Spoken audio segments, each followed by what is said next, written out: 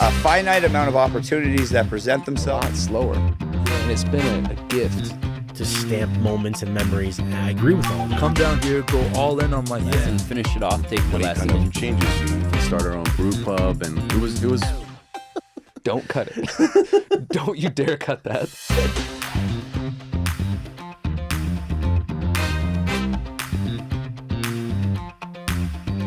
Welcome back to Nemology. Mike Eisenberg is the kind of guy most people never hear about, but quietly he's helped build some of the biggest moves that I've personally made. 150 plus Airbnbs, multiple hotels, short-term rental systems most operators dream about.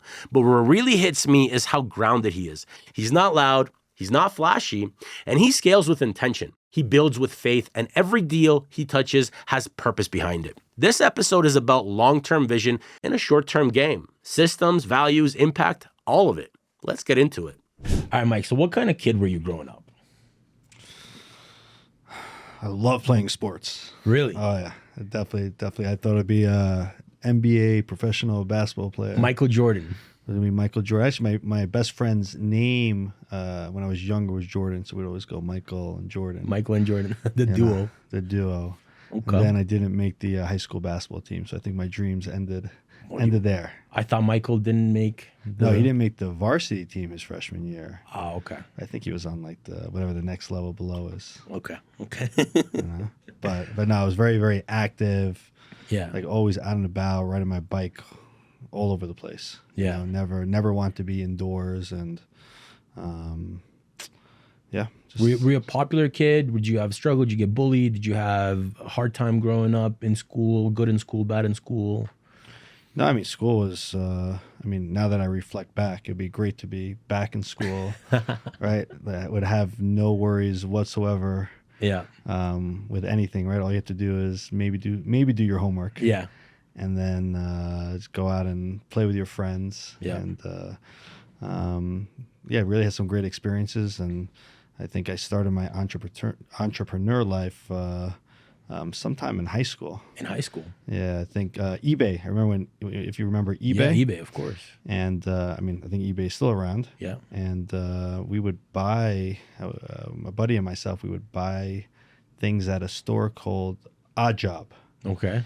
And I believe that store would collect items from other stores that would go out of business. So you get like really good prices on things. Yeah. And we would take them and we would resell them on eBay. So we'd buy something for whatever, $5. Oh, man. And go on eBay and put it up there for like $10. Gary Vaynerchuk is proud right now. And that's how I started my entrepreneur life. Okay. Wow, that's amazing. So what was your first like exposure to like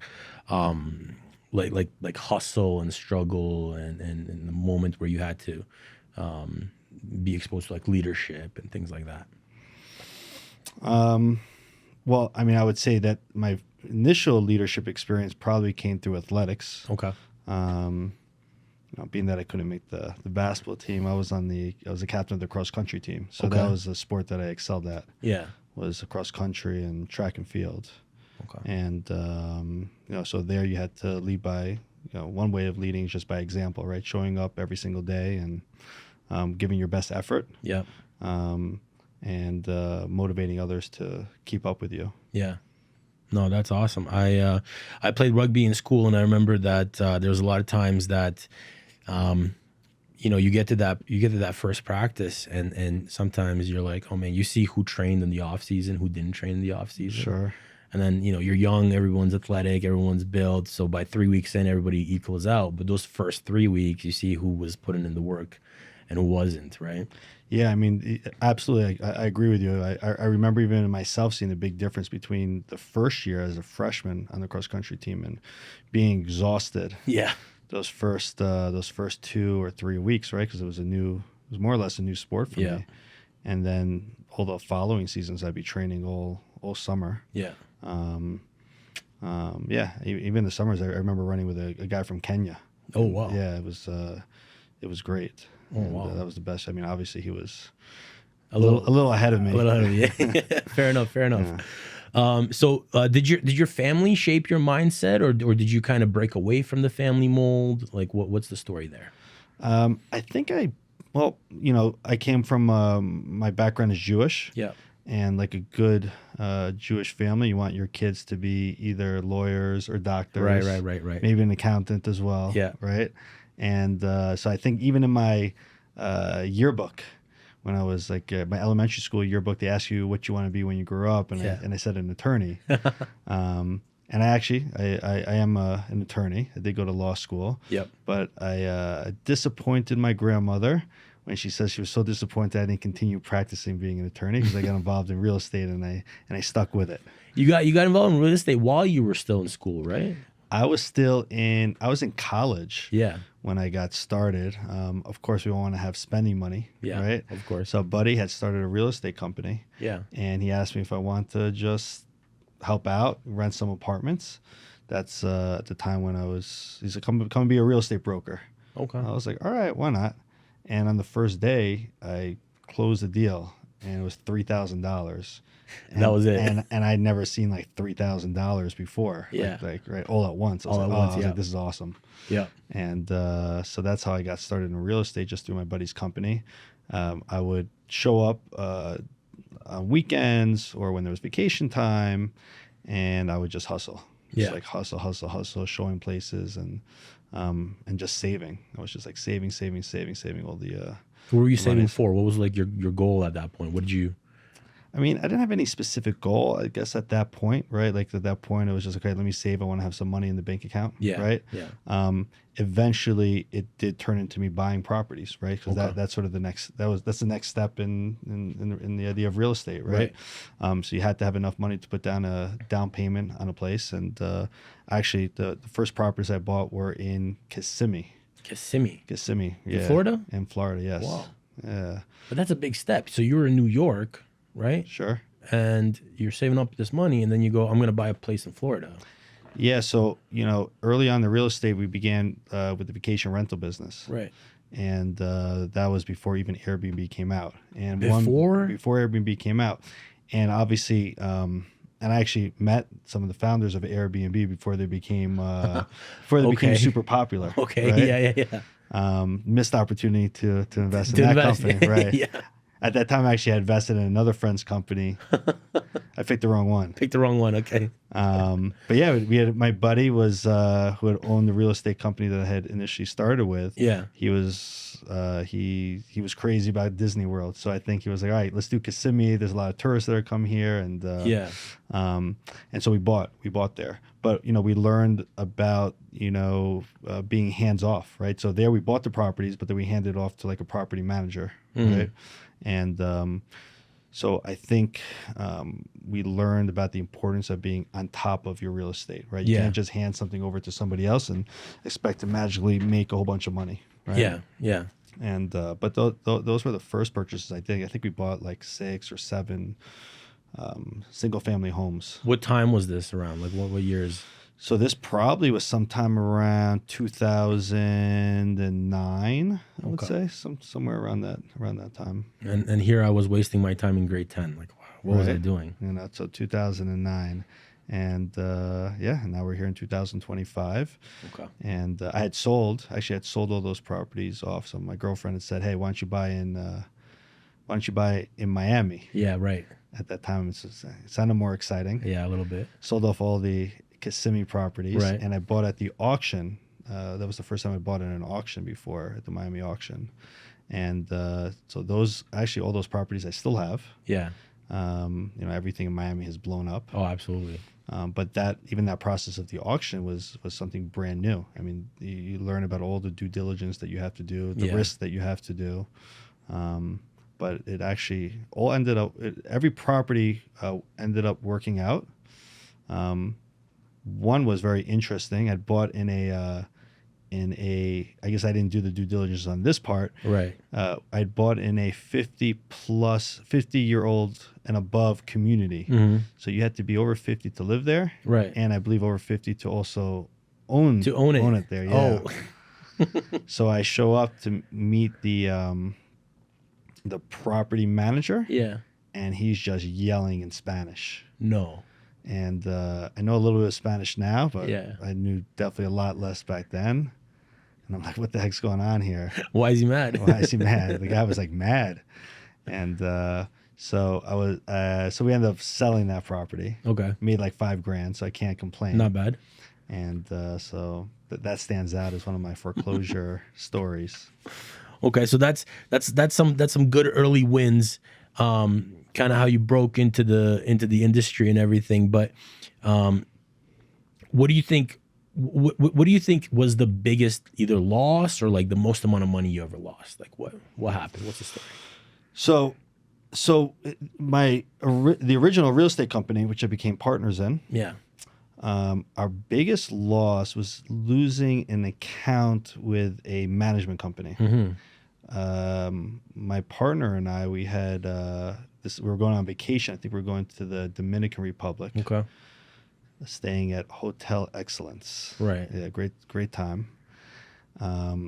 We used to send over applications to the management company. We would review all the applications on our own, and we would send it over to the management company. So one of the agents had done a deal and wanted to send us the application to review, but we were heading off on vacation. Right. What bad can happen from this? It's a little vacation. What's the worst that can happen? They reject the application. We don't. Okay, so he had sent the application over, and all the paperwork was fake. So the applicant had applied with fake documentation. Okay. And I believe, from what I understand, the property manager had taken heat from the owner of the building, and so she had to push the heat onto somebody else, and obviously they pushed it back onto us. So that was an account that we were bringing in a tremendous amount of money every single year. Yeah. And just by going on this one vacation and not reviewing this one application, I mean, we lost the account. Was the vacation worth it? It was a good vacation. It was a good vacation. It better be. It was a good vacation. All you can eat. All you can eat. Yeah. Okay, so now let's see. So who's the most? Do you have a mentor or a coach? Like, who's the most influential person in your journey so far? I would say as I reflect back, I would have to say it's my mother. Things that would annoy me back then, I'm able to open my eyes up and see why it's important now. So I would remember how my mother would always ask the same question and repeat the answer multiple times to ensure that she fully understood what was being explained and to make sure that both people were on the same page. So I remember when she used to do that, I'd be like, Mom, he just answered it. Yeah, it's like annoying you. Yeah, it's like a little bit annoying, right? And what I've learned is that it's actually a very good thing to repeat things, because a lot of times people think that they're understanding one another when they're actually thinking something different, right? Yeah. And so I've found that to be something good to do. Yeah. Okay, Mama Dukes, shout out. Mama was great. Yeah. Yeah. What about? So that's on a nice note. What about on a bad note? What did you ever hit rock bottom? Was there ever like a moment where you thought everything was falling apart and you had to like dig yourself out? When I reflect back on things that I've done poorly in the past, I think there are two things that come up. A lot. Patience is like very, very important, right? So, I think I've always had the personality of being very motivated, being aggressive, like in a polite way, like I want to do it now, I want to do it now, I want to do it now, right? But if you want to get somewhere and somewhere big, it's not going to happen tomorrow, right? And you have to see the long-term goal. Well, what's 5 years down the line? What's 7 years down the line? Which is something that I focus on now, right? But when you're much younger, I mean, you just want it now, right? Of course, you want to own a house now. You want to own a building now, right? And I wish I was more patient back then, because I believe I would be much more successful than I am today. So so that's definitely one thing I would change. Patience. Patience, yeah, more Patience. patience. Yep. That's interesting you say, because you are, I find you a very patient guy, even in some, things that we've done together, and sometimes things go wrong and you're always kind of cool. So it's interesting that you say even more of that. They say when you're younger, it's like you gotta, it's like a maturity thing, right? Yeah. The sooner you can become mature, right, the better things are going to be for you. And when you're younger, you don't really understand what being mature means. That's right. Right? You have a different interpretation. But I feel like being mature is like, okay, being patient, understanding that other people may have different views on things. Yeah. Right? Other people have different levels of comfort, right? So even if you want to, I don't know, for example, if you want to convince someone to sell their home, right? Yeah.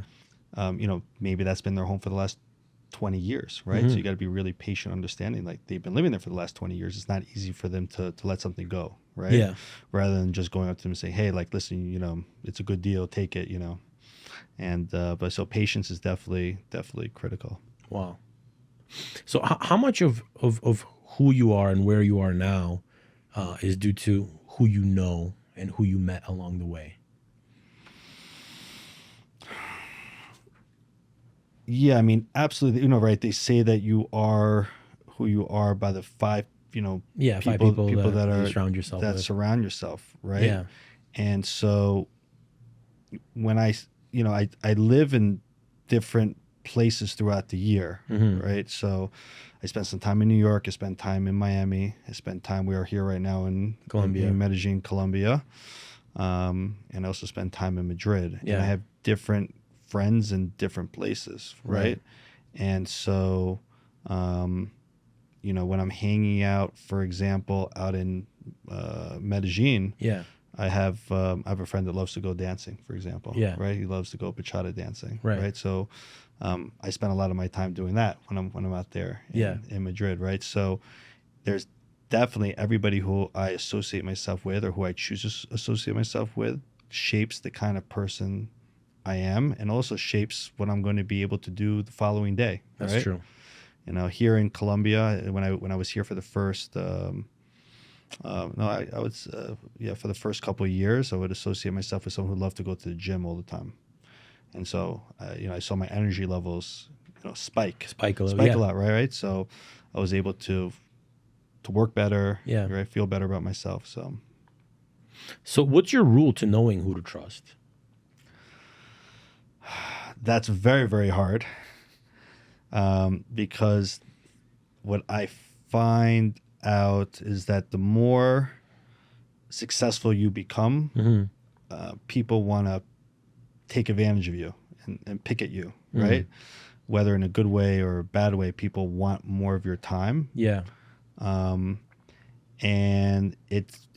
you want to be trustworthy of everybody, right? Yeah. And you want to give everybody, and I give everybody the benefit of the doubt. Yeah. From when I first meet them. Yeah. But I do find now, from the mistakes that I've made in the past, is that you really need to do your due diligence on anybody you're going to go into bed with, especially if it's a big investment. Yeah. Right. And on top of that, is to really go with your gut, right? If your gut is the gut. Yeah, go with your gut, but also do the due diligence. It's not hard these days to do a background check on somebody. Yeah. And see what pops up, right? Yeah, and trust but verify. But verified, absolutely. Yeah. And there's nothing to be ashamed. There's nothing embarrassing. There's nothing. Business is business. Yeah. Right? Yeah. Absolutely agree. What's in strategy? I mean, what's one move? What's one thing that you repeat all the time? Whether it's building relationships or businesses. What's one thing that is your go-to? I believe that building relationships with people is the most important. You never know, something could be out there that exists that you don't even know about, but you're not going to know about it unless you mingle and associate with other people, right? And building relationships with other people takes time, right? And that goes with the whole idea with patience, right? So I remember when I was much younger, I'd be like, oh, I just met somebody, like, okay, like we just met, now we're buddies, like, that's day one. Like, so what's the big deal? Why do we have to, we don't have to go out 100 times, like we're buddies already, right? Yeah. But now I understand that those relationships take time, right? And it takes time to build trust with other people. But once you could build trust with somebody else, you never know what doors open up, right? So I think I even remember when we met for the first time. We were at a real estate event, I believe, right? And you had talked, first off, we both put ourselves in a position where we would be surrounded with other like-minded people. Yeah, correct. Right? So you could have chosen that evening to be out at some sort of bar, correct. Right? But you chose not to. You chose to be at a real estate event, right? Yeah. And not only did you choose to be at a real estate event, but you also chose to be at a paid real estate event. Yeah. And I actually remember my friend who I invited to go, I wouldn't say he was trying to dissuade me from going, but he's just like, oh, I'm not going to pay $40 to go to some event. This is Colombia. Yeah, it should be all free. And so my response was, okay, maybe everything is inexpensive or in Colombia, but you know what? This might actually weed out people, right? And you might get higher caliber people. Absolutely. And so had I not had that mindset at that time, you and I would never have met, true. Right? And I remember that you were going out to go look at hotels the following day. Yeah. And so I jumped on that, right? I said, hey, let me just come by. Let me go take a look because why not? Like own a hotel in Colombia? That sounds like a lot of fun, right? Yep, absolutely. And so I don't remember everything afterwards, but I mean, we clearly kept in contact. We went out more than one time to go look at properties, right?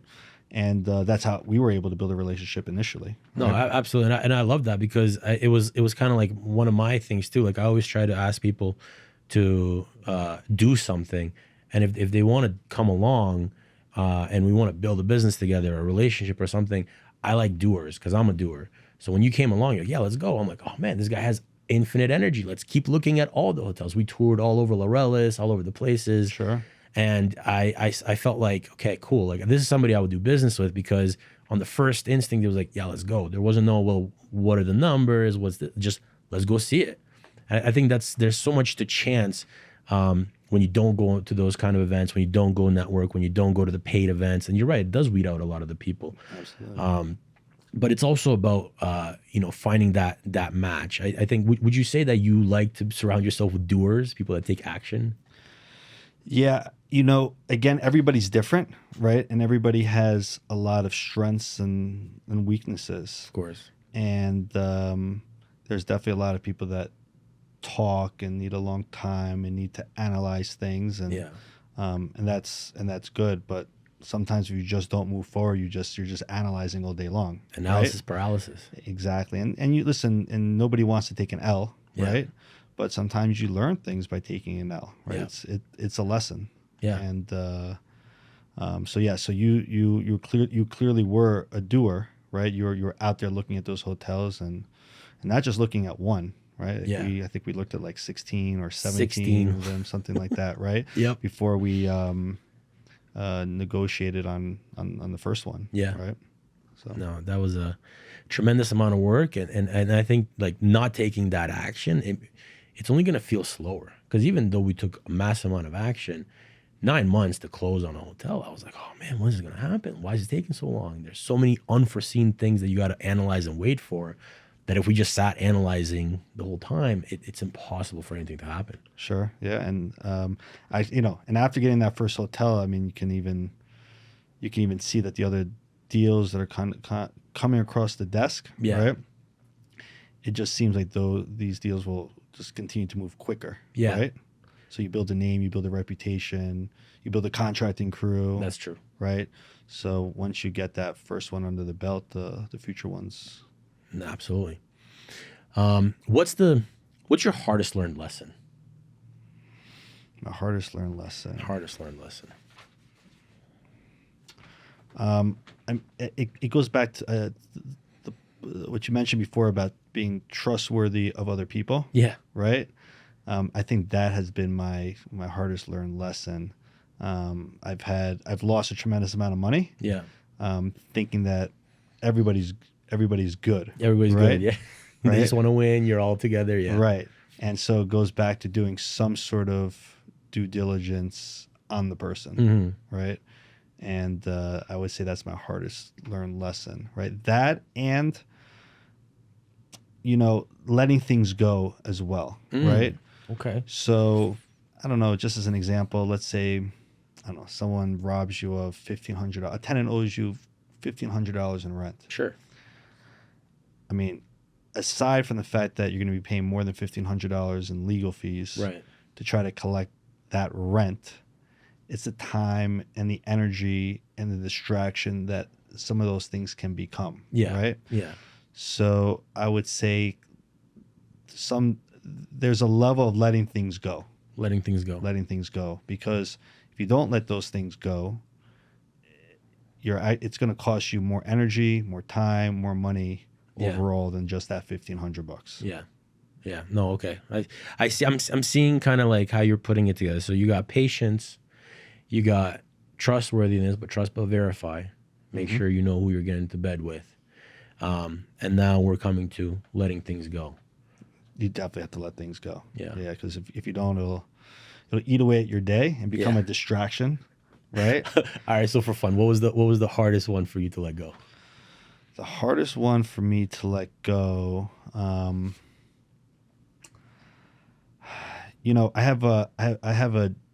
did a deal with, this must have been like 15 years ago. Okay. And at least 15 years ago. And he was a gentleman that was older than I was. It was introduced to me through a mutual friend. Sure, yeah. Right? At that time, I was like, okay, it came through a mutual friend. It's got to be good. Yeah, right? yeah. I don't need, you don't need to do all the whole like verification you just trust, thing. Right? Later I learned that this mutual friend just, he's a good guy. Yeah. But he just likes to introduce people together and says it's up to you to do, which is true. It's up to you to do your due diligence. Right. For me, if you're a friend and you know about the person, you tell the other person, hey, be aware, right? Right. And so, long story short, we did an investment in a real estate deal together, and he ran away with my 50% of the profit, plus let's say about $20,000 of the principal. Oh, right, and so I had been very patient for years to try. One day I just lost my patience. Of it. Filed the lawsuit, and probably like $70,000 or $80,000 later, right? 10 years later, you're in litigation, right? Yeah. And then I think it's not just the $70,000 that you pay for the attorney fees and the court costs and the court reporters, right? It's the time that you have to spend by going to depositions, the time to just go through your emails and put all that stuff together. And not that $20,000 is not a lot of money, of course, because it is, right? But now I go back and I add up everything else and the time, all the time and everything like that, right? I'm like, wow, like this is for sure like over 150,000 loss if I add up all that other kind of stuff, right? So I might as well have just kept on being patient for that 20,000. Maybe one day I would have gotten that money back, or maybe I wouldn't have, but I wouldn't have lost out on the other. Right. So that was something eventually kind of towards the end. I had to make a decision whether I want to continue pursuing it or just want to kind of let it go, because it was just eating away at me, because I took it too personally. Right. I felt like this is somebody that could have been a mentor to me. That was like kind of my expectations. Right. So it became more than just the money. It was just something, it was like, it was a personal. Yeah. It felt personal. And, that was something I had to let go. Let go. Yeah. No, I wish I had let it go much earlier. Yeah.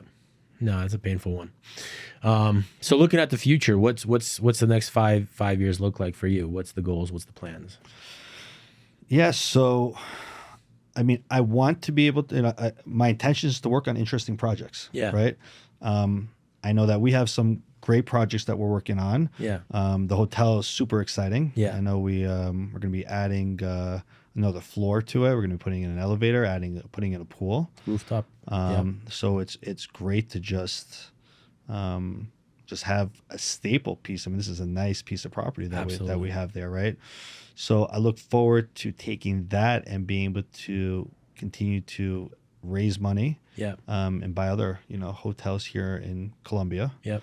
And as you know, I'm super into speakeasies. Yes. And I'm eager to put a speakeasy in somewhere in one of these But it'd be cool to go to a place, have your own, and absolutely.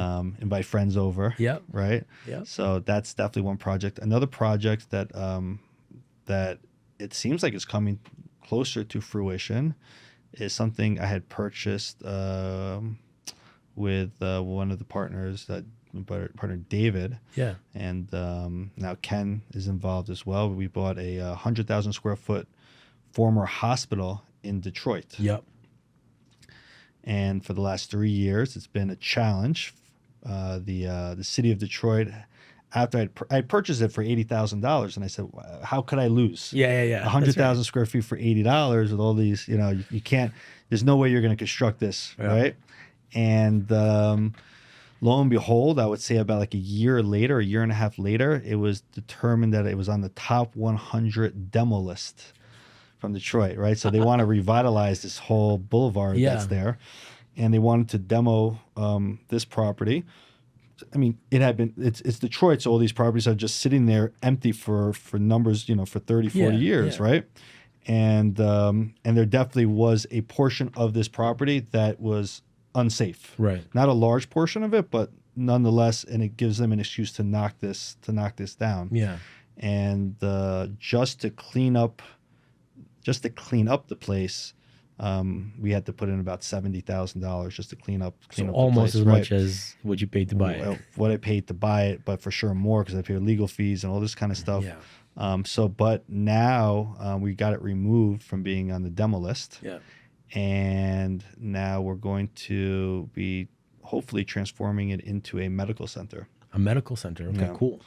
And so that's a very fun or interesting project that we're working on right now, and it's something substantial. Yeah. Right. It's nice to work on substantial stuff, and plus it not only that, but it will help revitalize the community there. Right. You Absolutely. Put in you make a difference. Yeah, for sure. You put in a hospital there. I mean, there's not a hospital, but a medical center there. Yeah. That's something of significance. I definitely noticed with the hotel. I mean, you just feel motivated to show up. And I remember doing when I was just flipping, it was super fun in the beginning, but then it just becomes like automation. And how do I not be here at all and just have it keep going?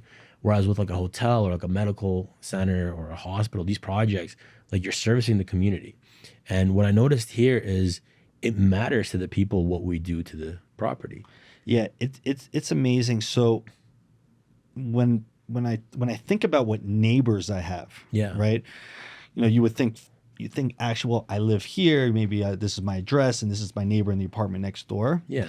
But the neighbors that I feel that I've made a huge impact on, that I communicate with through text message, and that look out for each other have actually been in Detroit. So we have a motel that we purchased there, and I remember they had it was Community Service Day, right? Okay. And so we have a charity, in Detroit, and we're like, I'm going to fly out there because I don't live there, but I flew out specifically for that day so I can meet the other people that are in the community there and meet the other local charities so we can help one another out. Yeah. And I met the neighbors to this motel. Wow. And they were super appreciative because I came with our workers, right? So they're cleaning up the area, they're cutting the grass, they're cleaning up whatever garbage is there. And it's the people that actually live there. They live there, yeah. Right? But I came with the workers. So we obviously were able to accomplish a lot more.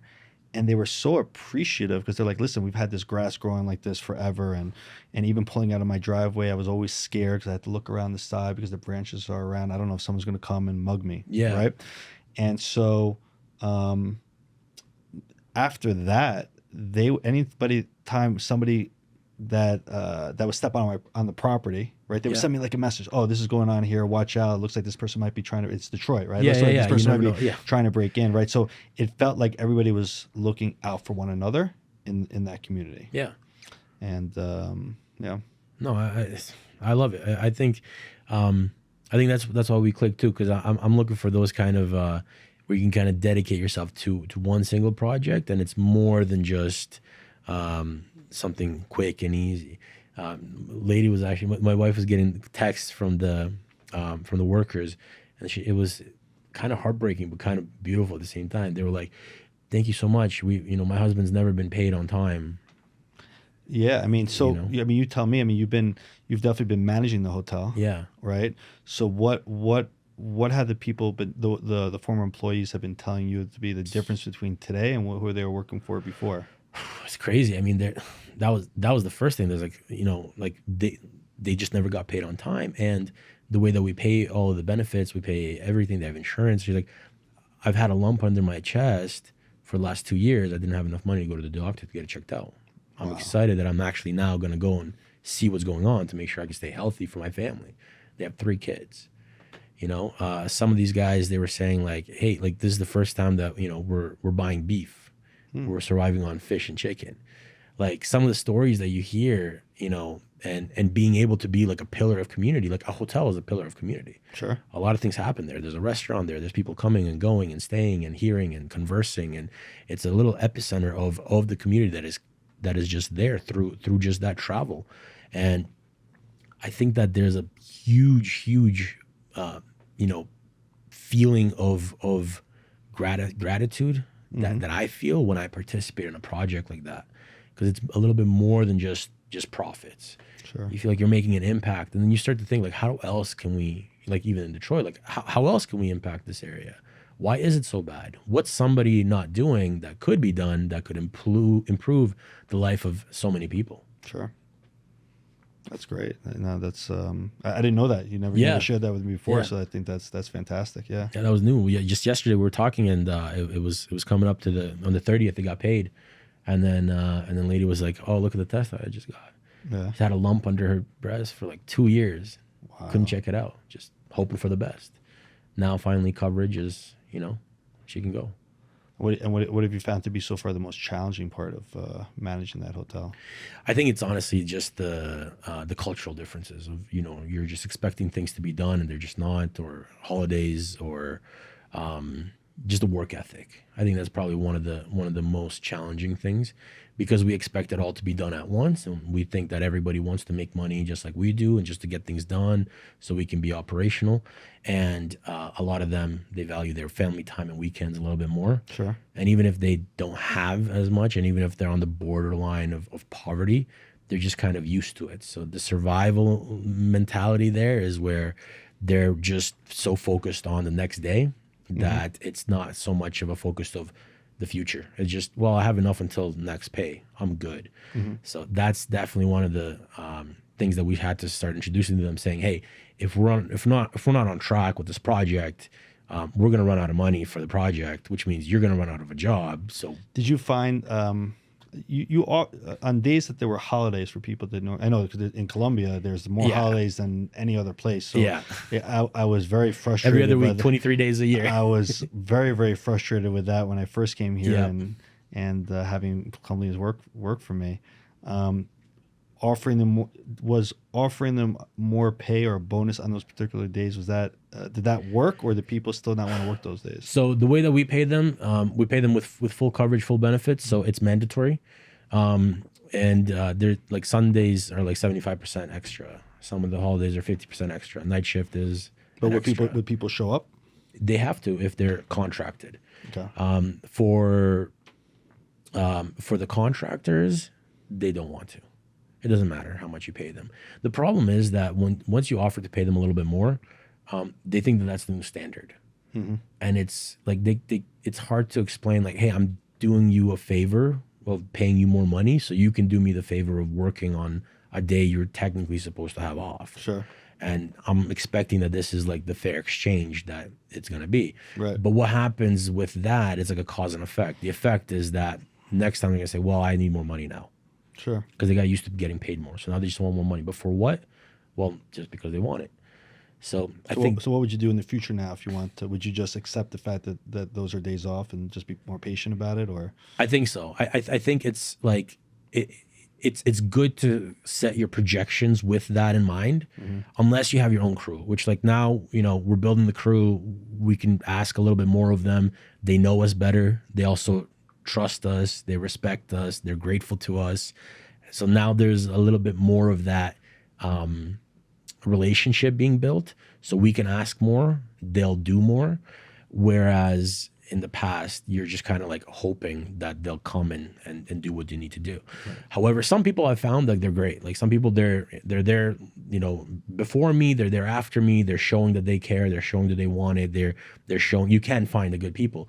It's just that I think going into it in a country like Colombia, you have to understand that nobody has that mentality of like, I'm a contractor, I make more than any of my friends in school, and I'm gonna do like 3 kitchens this month and I'm gonna make $50,000. Sure. That's not the mentality. Most of them don't have their own tools. You have to supply the tools, you have to buy the things, they come here on the bus. It's completely different. And sure. the ones that are a little bit up there, they're gonna charge you American prices. Right. And you're dealing in Colombian pesos. You can't afford to pay American prices unless it's like, it's your condo and you want that kitchen and that's it. You don't care what it costs. Done. That's who they service. But us that are concerned with like, hey, we got a budget. Can you meet this budget? No, man, I'm not interested. I got to go make this. Sure. That's a little bit of the difference I found. Cool. Yeah. That's good to know. So rapid fire round. So I want to ask you a couple quick questions. What's a book that changed your life? The book that changed my life is How to Be a Gentleman. Okay. It gave me good tidbits on how to properly speak to other people. Okay. How to have proper manners around people, proper etiquette. Because we want to surround ourselves with people, I guess, for lack of better words, more mature, better than us. Of course. Right? Yeah. And you want to be able to fit in that group. Yeah. So. Okay. How to Be a Gentleman. Mm-hmm. Cool. Most overrated advice in your industry? If it's meant to be, it's meant to be. I hate that one. Because things are meant to be, you have to put yourself in that position. Yeah. Right? So if you're willing to, I use it just as an example, right? Yeah. If you don't leave your bed or if you don't leave your house to go somewhere, well, you're not putting yourself in your position to interact and meet with other people. Yeah. Right? Yeah. So it's just meant to be. You gotta create your own luck. Yeah. Oh, I love that one. Create your own luck. That's it. What's the biggest lie you once believed? The biggest lie that I once believed probably goes back to that, everybody's good. Everybody's good. Right. Oh, fair enough. And what's legacy in one sentence for you? I think, for me, it's for my kid, right? And how my kid is going to remember me, right? And what her feelings are going to be about her dad. Yeah. Right? Yeah. Did I love her? Did I mold her to be a good and successful human being? Literally everything that I do in the back of my mind is to be left for her. Yeah. Right?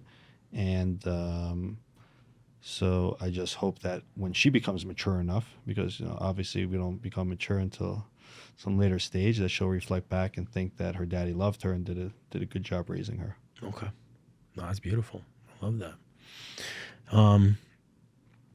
What do you want people to remember when times get hard?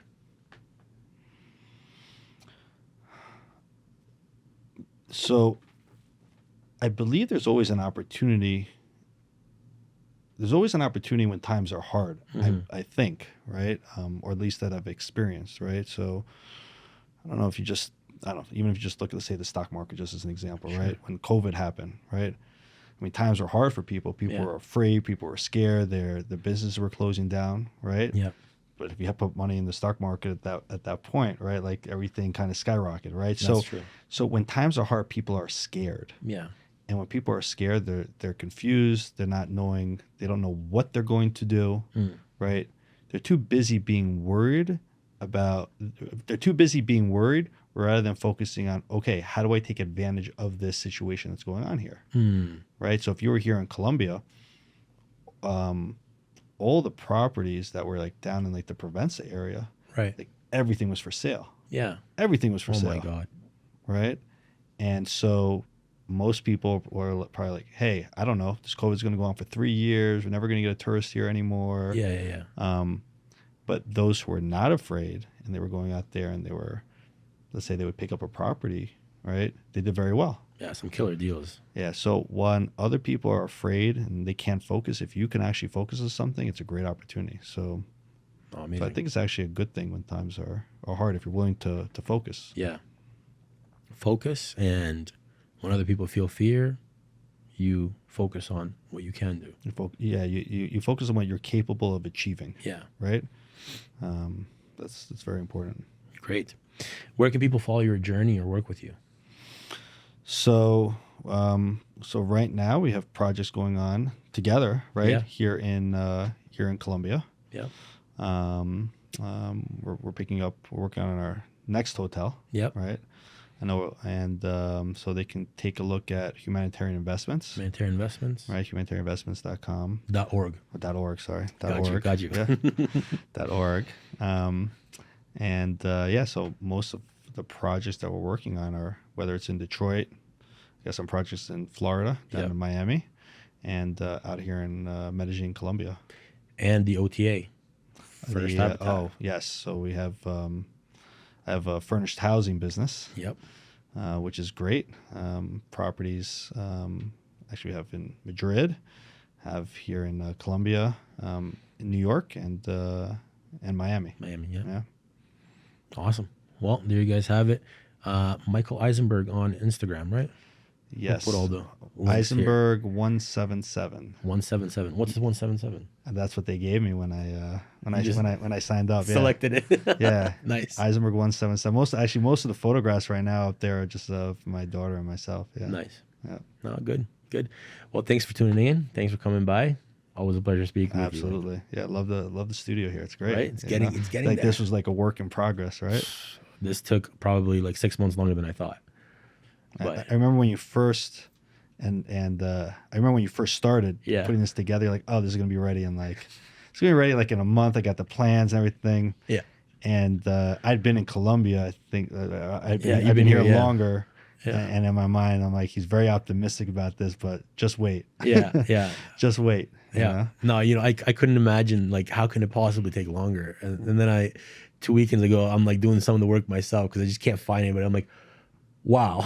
but it's great. I mean, it's great to walk in here and that's where patience comes in, right? Like like you didn't give up, right? So you're patient, you're seeing it through, and now to walk in here, and I mean, it's great. Right? Oh, it's great to see almost completed project here. Yeah. Right. Yeah. My man. Pleasure. Yep. See you next time. That was great. Yeah. Did you like it, guys? I think so. Yeah.